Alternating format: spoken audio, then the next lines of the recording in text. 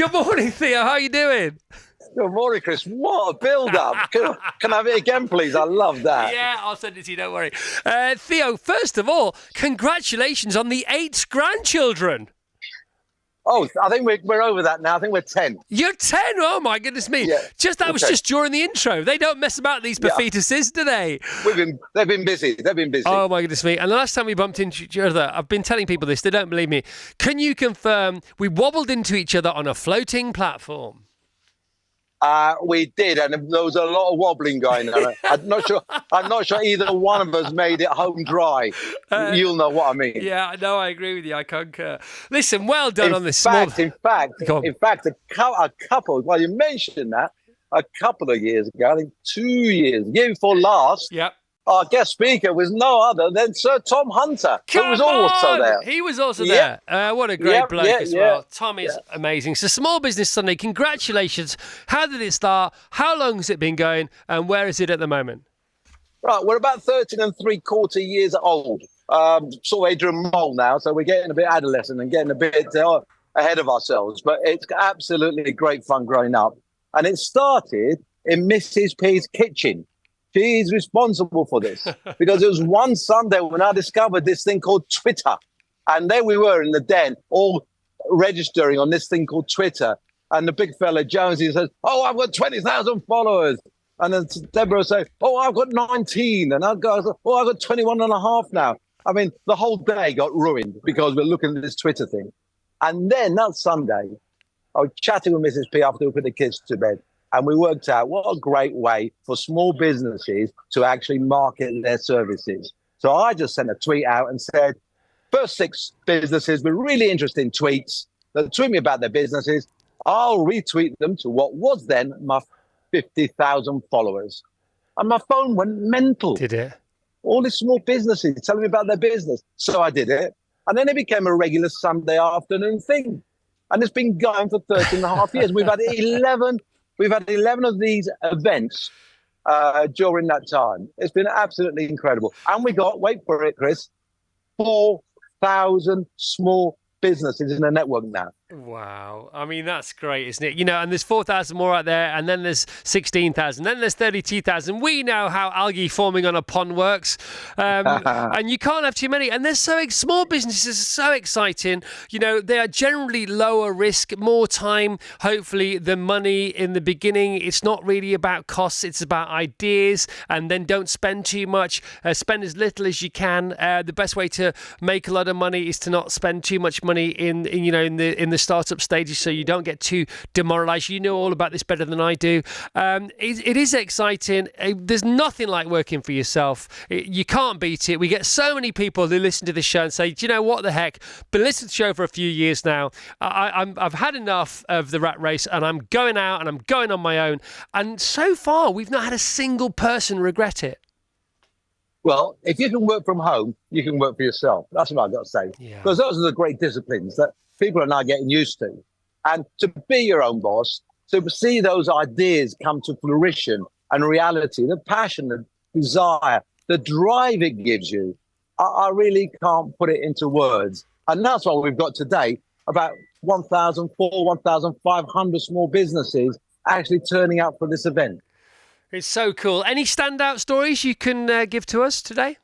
It's difficult. We've got some great successes here. I mean, these guys meet more regularly than once a year. They get together in regions. They do business with each other. They support each other. When, we can't all have it our way, right? Sometimes things don't go right.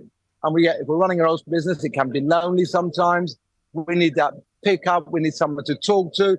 And this is exactly what happens. If you're having a great time and your neighbour's not, it's a good way to actually transfer that enthusiasm back into them and get them going again and talk about advice, not to make those mistakes. Chris, did you know that 50% of all small businesses fail in the first 2 years? Yeah, I did actually. Yeah. That's an amazing stat. Yeah. And that's because they didn't start right. They didn't have the support mechanism. They had to learn from their own mistakes. If we can cut those mistakes out, and bearing in mind that 50% of GDP, UK PLC's GDP, is small businesses. Yeah. Imagine what that could do to the economy. It's absolutely massive. I heard a great quote yesterday, Theo, which I'd never heard before. Human beings are made of mistakes. That's what we're made of. And so don't fear mistakes, because that is our natural modus operandi. It is, and I call it scars on your back. Each of those scars has got a value. Yeah, I love it. Theo, I didn't know you owned Rubber Dias. Yes! I didn't know. It's like my favourite shop in the world. Come on, you got to tell us which branch you go to. Henley, Godalming. But Yes. I daren't go in them, because it's just like, you'll never see me again. At least See, Chris, yeah. whatever happened to rock and roll? Now you browse Robert Dye's shelves. Yeah, no, I love it. And you own Ryman's as well. A Ryman station, yeah. And we just launched our new personalised card business.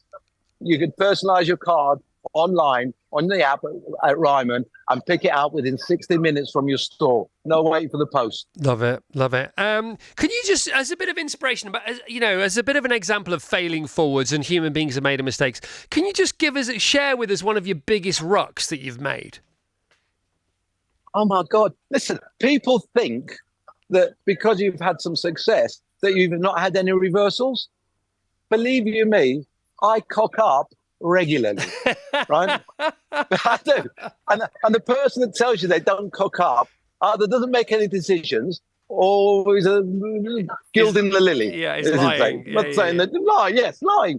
Because I do it all the time. But the thing is never to bet the farm on decision making. Right. And you need to remain alive afterwards if it's not right, and to be realistic about your thoughts. By all means, have that passion, have that desire, but really be realistic and don't lose the plot. Like be delusional, like politicians and stuff like that. Yeah. Keep your feet on the ground and be realistic. Yeah, and don't just look for what you want to happen. Bear in mind that there's a whole context around that. Don't be too blinkered. Yeah, absolutely. And disruption. I know the economy is difficult at the moment, and we're going through some difficult times, both for bigger business and smaller business. But believe you me, when there's disruption in the market, that's the time small businesses can take advantage by disrupting the market. And that's exactly what we're seeing at the moment. Okay, great tips there. Don't bet the ranch. I was told that when I was when I owned the Ginger Media Group and I owned this station was just part of that. We were looking to buy the Daily Express and Everton Football Club at one point and all this kind of stuff. And then our board said, you don't need to do this. You don't need to bet the ranch, because we were doing so well. We were doing better than our business plan said we were going to do, or forecast we were going to do. And they said, you don't need to bet the ranch, and we're not going to let you. I would have done, and I would have been wrong. Yeah, I think that's always the difficulty. Listen, what you want to do, you want to be able to catch a cold and get better. Yeah. What you don't want to do, a cold turns into pneumonia and then curtains. So that's the important thing. No, I understand. Great top tips there, literally off the top of your head. Anything else for people listening this morning to inspire them?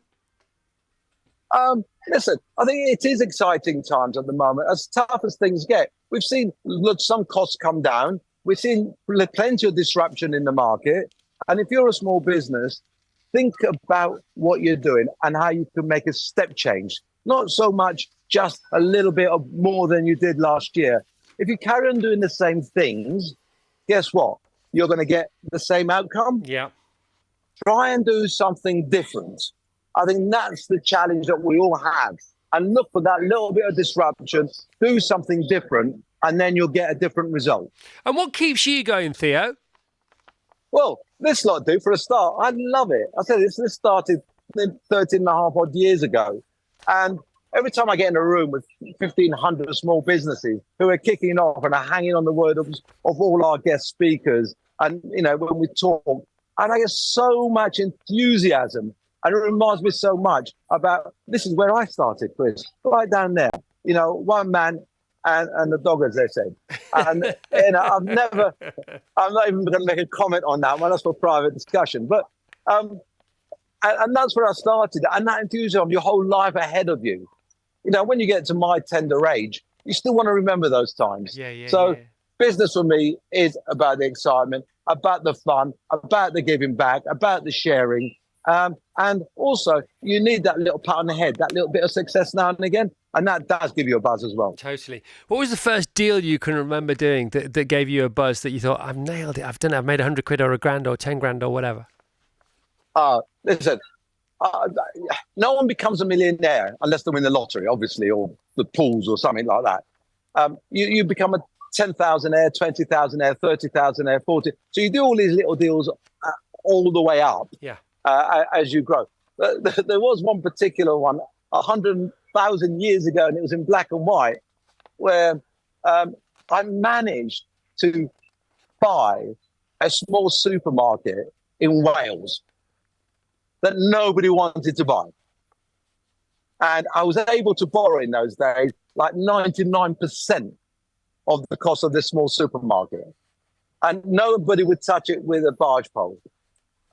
And I bought it, and about 6 to 8 weeks later, it was tenanted by a big supermarket that we should remain nameless. Decided they should have bought it. And they just came to me and said, offered me double what I paid for it. And I just thought, I've been busting my backside for the last 8 years, right? Making this few thousand quid here, a few thousand quid there. And then Lady Fortune just looks at you, and that happens. And I just never forgotten that day is, if you carry on working hard, you'll also get lucky. I guarantee you that. Yeah. But you've got to do the miles first. I get it. What's the single best piece of advice somebody else has given you? That's an easy one. That's my own mum. And it's something I never forget. Profit, right, lack of profit is like a cancer. It will kill you off very, very slowly. Lack of cash flow is a heart attack. You can't pay your staff at the end of the month or the end of the week, can't pay your rent, you're out of business.